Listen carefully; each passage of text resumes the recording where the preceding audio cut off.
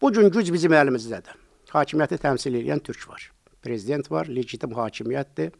Biz bəli, Amerikanın da, İsrailin də insan azadlığına qarşı, iqtisadi mübarizəyə qarşı, iqtisadi sabotaja qarşı İranın apardığı siyasəti qəbul eləmirik, bəyənmirik.